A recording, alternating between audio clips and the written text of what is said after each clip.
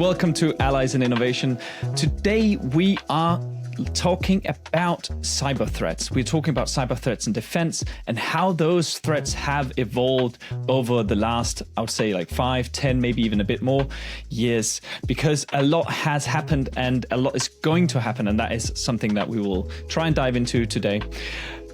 We'll also look at what are some of the complexities that cyber threat is today. What does it mean that cyber threat is also part of, I guess, the modern warfare with hybrid wars and with critical infrastructure playing a big role in warfare.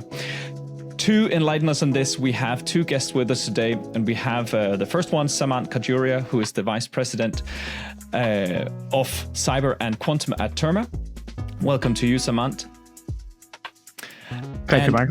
And then also joining us is Jeffrey Saunders, who is the Chief Technology Officer and Strategic Advisor, that is, at the National Defense Technology Center in Denmark. Welcome to you.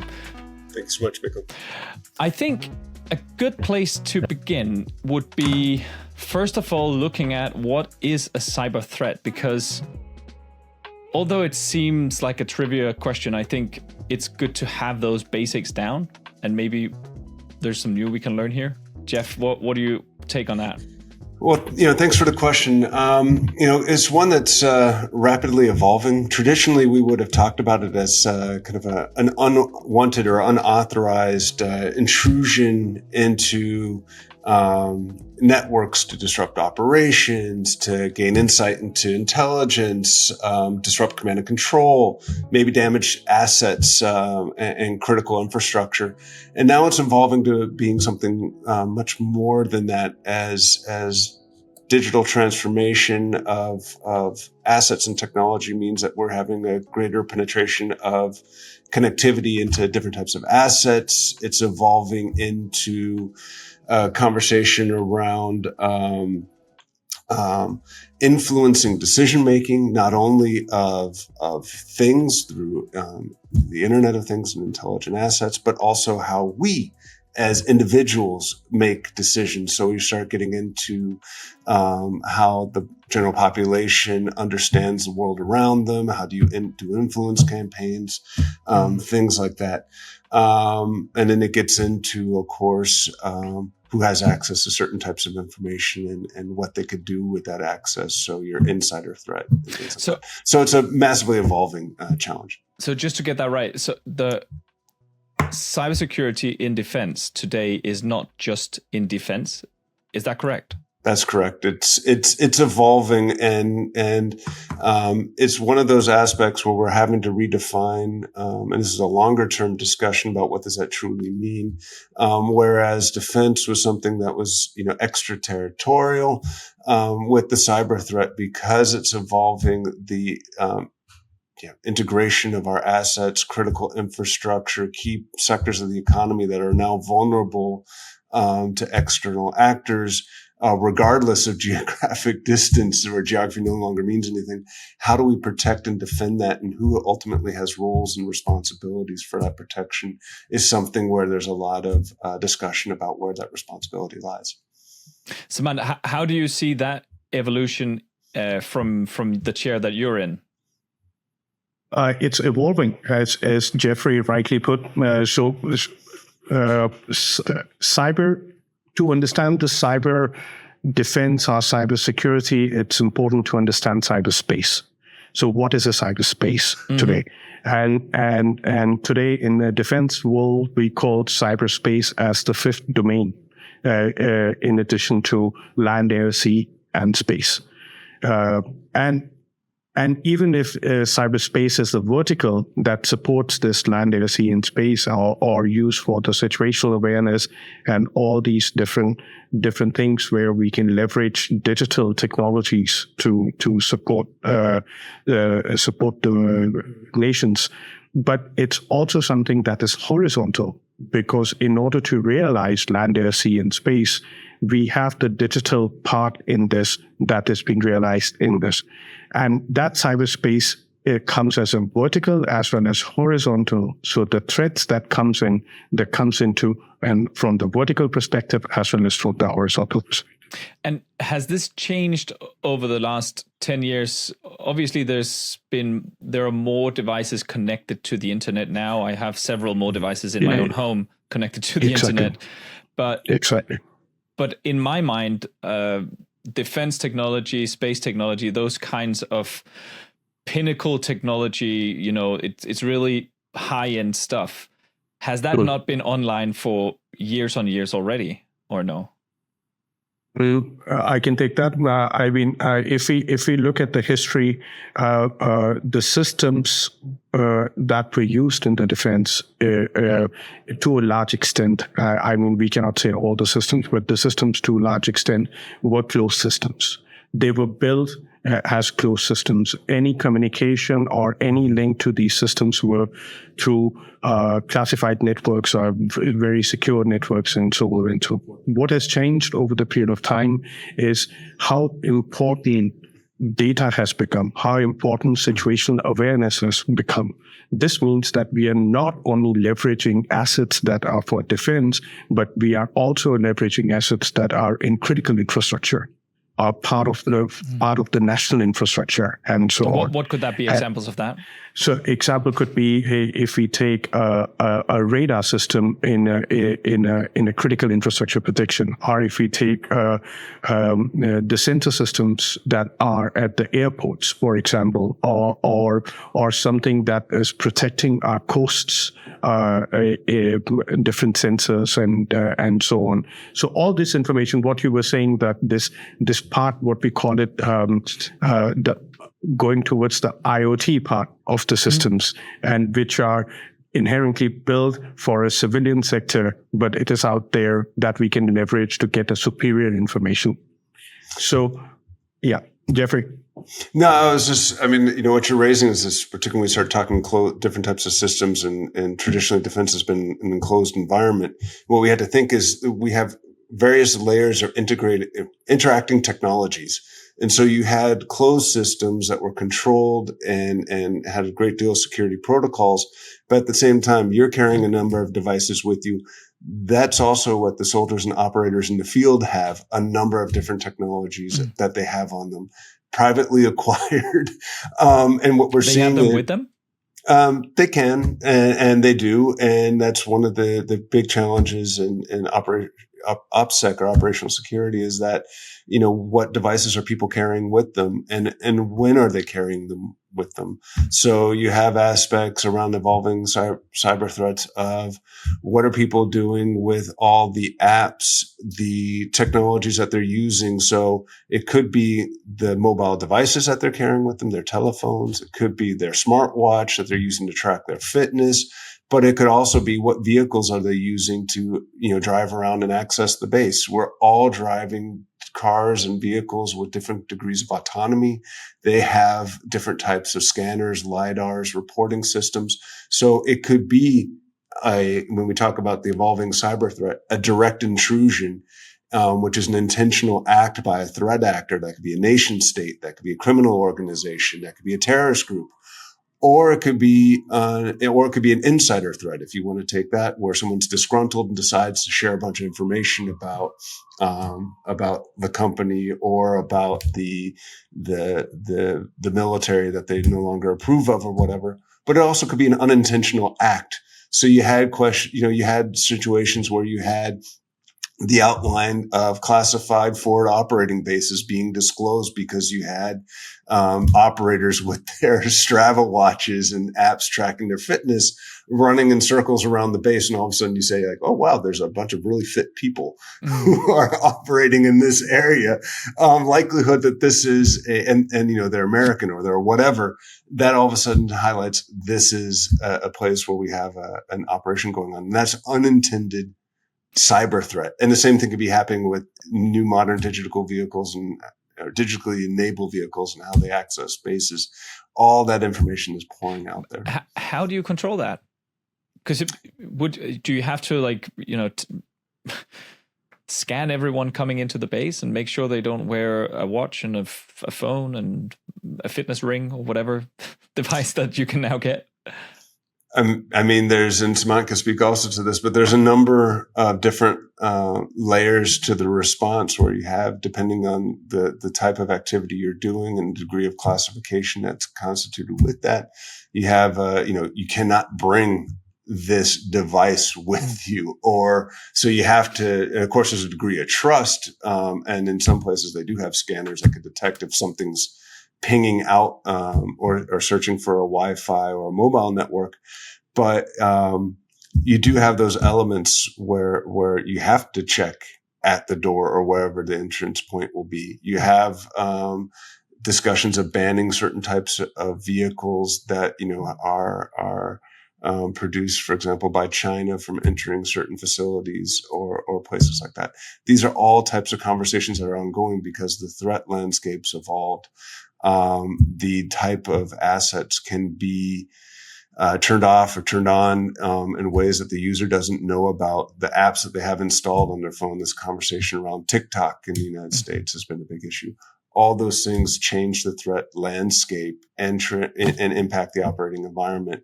One of the big threats to soldiers operating on both sides in the Ukraine conflict and also in the Middle East is that the devices that they carry with them as soldiers operating in the field has made them vulnerable. And I'm wondering, how do you, as if you're sitting in national defense, you have the responsibility for safety on the base, for instance.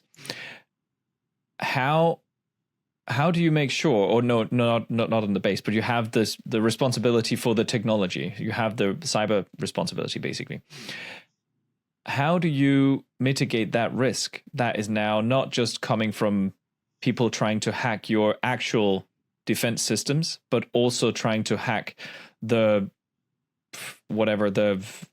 cameras on the vehicles, the TikTok or whatever, and some of them is not even just hacking, it's just getting access to. How do you take up that challenge? Yeah, I mean, you need a holistic response to this. So you need to have the experts who have the technical expertise on the evolving cyber threat, and that's people with different types of specialities and network design, network protection, things like that. But you also have the experts who are dealing with the more human side of elements. Who has access to what? How should they have access? What type of devices that you need to have? And the people who are specialists in both areas need to and should be meeting on a regular basis to adjust their risk and threat picture and make adjustments on the fly. So that would be, the kind of the basis for operation. The question is, how do you roll that out to more sectors? Yep. Yeah, and I think what we are touching here is way much more bigger problem than only in defense. It is also about the people and the citizens of the countries that are using this. So I think past few years, we have talked about these kind of things from a privacy perspective of people who has access to your information, and have you given the responsible disclosure to what access do you have or not. So it goes on a way much more bigger scale because it's about regulations. And we are definitely not mature enough today in the regulations when we talk about these kind of things, especially when we are talking about now, Jeffrey had mentioned about the cars and the cameras, and it's not about getting access to it. Access is already there, and who has access to it, and how can they exploit it? So it's way much more bigger that needs to be handled at the government level, policy level, at the European level. That need to be further unfolded.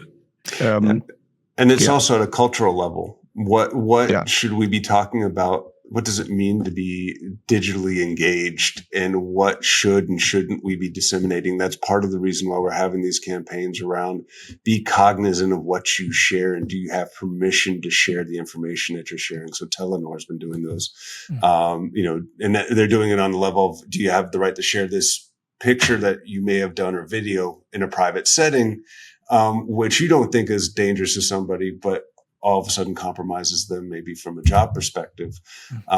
So those are some of those things that the complexity of the issue of how to engage as a digital citizen is something that's a behavior in your workplace, but it's about all these elements that we're talking about to avoid unintentional cyber breaches.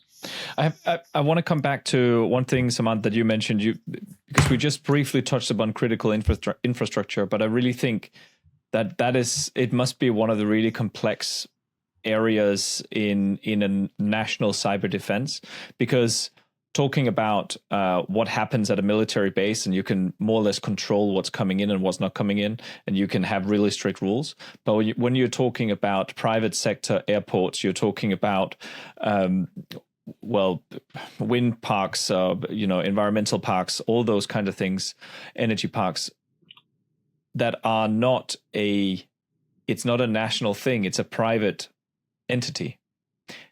But it has a big impact on the country and the nation, the survivability basically of the nation. How do you how do you mitigate that risk? What do you do how do you involve the private sector people? Yeah, I think in the past these were two separate things. So defense was something very different from the critical infrastructure. Now we do see that there is a merge or the conversions where we have the know-how and the competencies from both the sectors sit together to come up for a common way of doing things. So we have a common operating picture. How do we secure our crown jewels in that sense? So meaning when we are talking about hybrid warfare or something, so these critical infrastructures that provides us basic necessities to the citizens in terms of water, light, electricity, and so on and so forth, traffic systems, these are seen that being hit if something bad happens towards the nations, and having the common cyber resiliency and having a common cyber way of doing things helps handles those kind of things. In the past, that was not the case. Whether this comes from combined way of doing the requirements or the policies and procedures for these infrastructures and network, giving them the same importance what we give in defense systems. So, I mean, defense is not a problem if you ask me when we talk about after a certain level. So when we are talking about classified systems, and there are very good and strict and very mature set of policies and procedures that are put in place, and there are issues when we start using new technologies. How do we handle that in that arena? But critical infrastructure, which was not something under threat in past few years, have definitely come under threat. This means that it needs to be handled at the higher level. Does that mean that the private sector now needs to look towards defense or to early defense security and then implement that at the same level and strictness? Not necessary, because I don't see that we need to mimic anything from anywhere, but it's a different level of maturity. There are certain frameworks in US, in Europe, in other places. There are frameworks that are being implemented for critical infrastructures, for operational technology out there, and so on. I think it's more than mimicking from each other. It's more important to talk to each other and collaborate. Okay. Yeah, and I think it's an aspect of recognizing. I think more and more people have recognized is that we're all, the threat is out there, and we're all an interesting target, particularly if you work in a critical infrastructure environment. And that's because a lot of the trends that we looked at about automation, around elements around hacking as a service, things like that, mean that the cost to commit a hack is very, very cheap, or to commit an attack is very, very cheap. So that even if you think you're a relatively low threat, the cost of attacking you versus how much it costs to rectify it or to pay out, that balance is in the favor of the attacker. So it changes the dynamic. So, when you start talking about critical infrastructure, they are a target, whether it's from a national state actor that wants to threaten Denmark, or whether it's a criminal organization that wants to use it for garnering revenue. These are the things that are quite important to have that awareness. And then the question is, what do we need to do about it? And as we're talking about, there's a lot of frameworks from either the US or from Europe around how should we go about protecting that. Those are, things to begin following. It's about the collaboration around how, and knowledge sharing about how are you being attacked? What are the threats that we're facing? And what are the things that you've done to mitigate those, and getting those basic standards in place. So it's about that knowledge sharing, and it's about that, stepwise approach to addressing those issues. And Jeff, do you see also a change because in my head, a hacker is someone, I'm guessing I still have that old school kind of picture with a hooded guy in a cellar, drinking lots of, decaf Coke or something like that. Is that still the picture, or has that developed with the threat scenario as well? I mean, all of this has evolved. I mean, of course, you're going to have that classic hacker who's motivated by the challenge of, can I do this or not? So you have that Gotcha. type of hacker. But then you have, of course, given the threat environment that we have now, a lot of organizations that are interested for national strategic perspectives of, disrupting, operations within a country because it weakens a rival or potential rival. That's motivation there as well. But then you have the aspect around so many things have been put online. There's such a huge target of opportunity out there. So if you're looking to make a quick buck, which many organizations are, it's much easier to go about. It's much easier now to go about disrupting. So on the dark web, you have whole services that offer hacking as a service, and even have help desks, not only to help you figure out how to pay the ransomware that you need to figure out, but also to help would-be hackers utilize the technologies to their advantage. So this is a whole market and ecosystem out there that is enabling, and we have to recognize that we're still catching up as to how the threats are evolving. There's a regulatory environment, there's a criminal prosecution environment, and our structures and society is still built up around physical acts in the physical world, where it's still slowly catching up to digital acts in the digital and hybrid world, where these two interfaces meet. And now we all sit in Denmark, which is, my guess would be, one of the more digitalized nations in the world, together with probably a couple of other. But has this transition? I'm guessing that, of course, the threat must follow also how much digital you are as a nation. Is it only possible to keep digitalizing, or are there some things that you'd recommend? I guess there's a little bit off topic from what we discussed before the interview, but still, is there anything that you think should be not digitalized? And can you do that, or is the train already rolling? I mean, that's a question about your resiliency and redundancy. So on the one side, there's huge, and there still is huge economic potential around digitization. There's things that it enables you to do. So it augments and provides a lot of abilities with, situational awareness, with all these factors that provide great benefit, either economically or tactically or operationally, if you talk in a defense environment. But, you need to, at the same time, be cognizant of your resiliency and redundancies, so that if something happens, what can you do about it? So you have instances where you start thinking about, is there the need to sometimes technologically degrade in your backup. So you have alternatives to, what are the alternative communications? So retraining people how to do Morse code and signals is something that has been talked about as an example of some redundancies. Oh, really?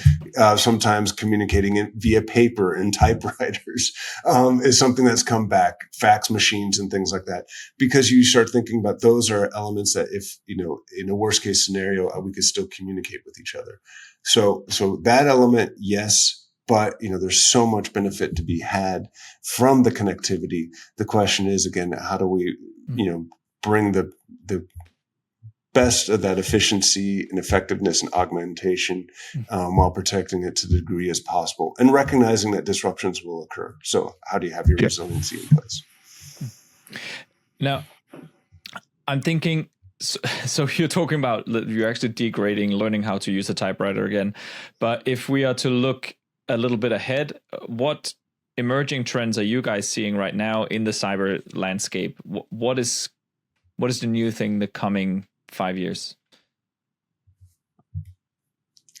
Many new things are coming and will come with the evolution of technology and the motives of people how to use that technology. So, for example, if you take an example of artificial intelligence, it's a very good example where we, from one side of it, we have only seen the good side of the use cases.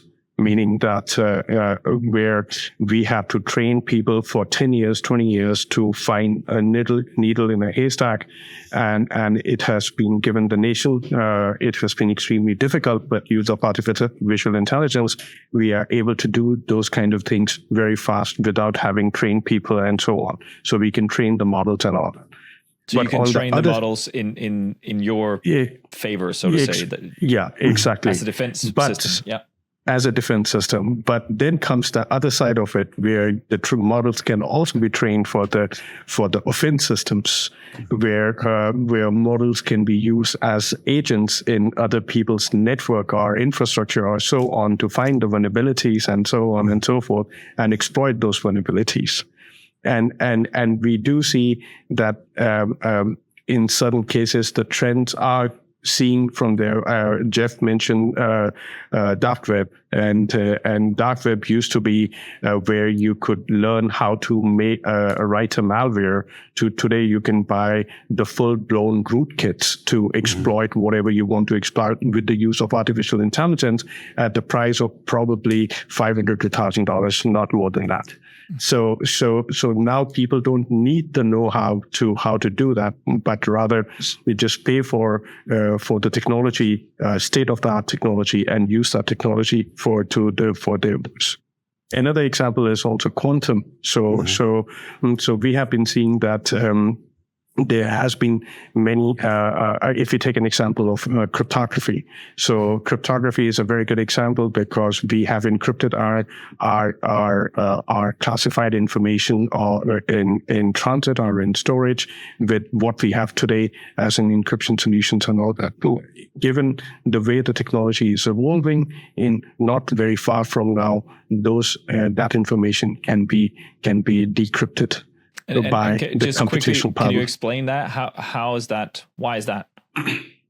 So today's encryption solutions are based on large prime numbers, and the whole complexity is factoring those prime numbers. And given computation power, we'll not be able to do that today. That's what we call it the hard problem that cannot be solved today. Given the use of quantum or supercomputers or in that direction, we can see that these computers will be able to do that. So this means today what we have as an encrypted information, which is supposed to be encrypted for next 20 years, and someone grabs that information and keeps it for next 5 years, might be able to decrypt that information that should not be decrypted. That's also the side of the technology, and there is a fine balance between when should we move strain what we are using today towards the use of the future. Do you think the timing is possible? Timing, it takes lots of infrastructure. It takes lots of things. It takes lots of know-how, and that's where we are at the tipping point, making those decisions where it makes sense, where it doesn't make sense. Right. And that's going to be something that's when you get into the whole question about when and how should we transfer into a post-quantum based cryptographic system, which what Samant is talking about. I mean, that's one of those questions that again will be a fundamental transition, because if we look about how we've, moved from a analog to a digital environment, and the decisions that were made and the vulnerabilities that were put into place when we think about transitioning critical infrastructure and even elements of defense from one cryptographic standard and environment to an entirely new cryptographic standard environment, there's going to be a lot of choices. And I think those are some very interesting areas to study about how do we choose to make those choices? Where are the trade-offs? How are organizations contending with those trade-offs? Because you're going to be having issues of cost, all the things that have motivated decisions before. And then what technical challenges then emerge from that when you're in this kind of hybrid world as we're making that move onto it. It's going to be a key aspect.